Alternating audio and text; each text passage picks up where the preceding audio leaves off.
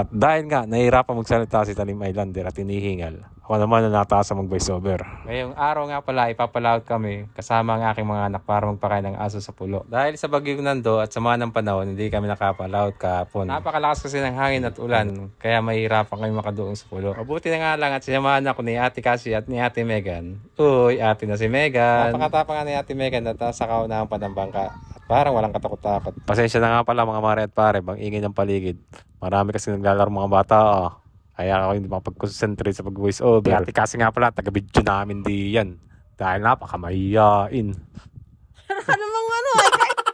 Fast forward nga mga mare at pare. Paduong na tayo ng pulo. Kaya sinabi natin kay Ate Megan na pumalakpak lang siya para maglapitan ng mga aso. At nung papalapit na nga kami, tuwan-tuwa na si Ate Megan at naroon na sa unahan ng aming bangka. Ay bago ko lang kasi sila nakakasama sa pagpapakain na kaya sila tuwan-tuwa. Ay bago ko nga pala ituloy itong kwentong ito napakaraming salamat sa inyo mo. Ay ulit. Tigto muna. Ayun na nga. Napakaraming salamat nga pala sa walang sawa-sawang. Heto na talaga. At maraming salamat po sa mga walang sawang sumusuporta sa aming mga vlogs ni Talim Islander. Hindi po namin alam kung paano kayo pasasalamatan pero maraming salamat po talaga. Ito lang po ang sasabihin ko sa inyo. Mabuhay po kayo hanggat gusto nyo. At mabubuhay na naman kami hanggat gusto na amin. At eto nga mga mare.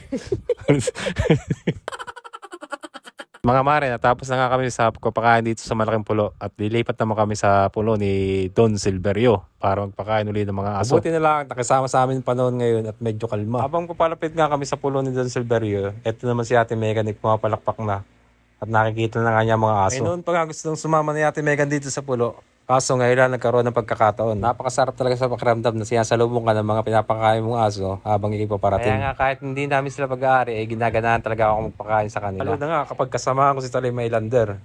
Dahil buntis nga siya, tinitiis niya ang pagod at hirap makasama lang sa pagpapakain. At para naman sa akin, bali wala yung gantong gawain dahil malakas naman ang aking katawan at masaya ako sa aking ginagawa. Hindi naman talaga malaga, diba?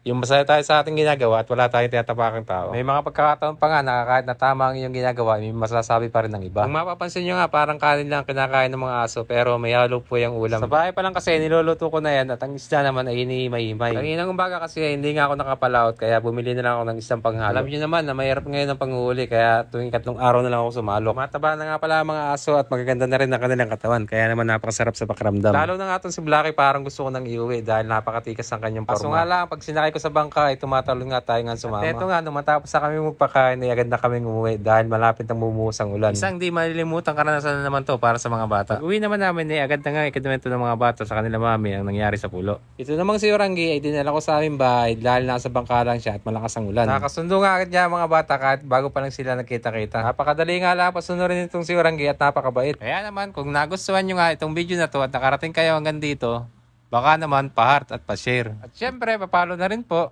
Yun lang mga mare. Maraming salamat sa panonood doon Palaot.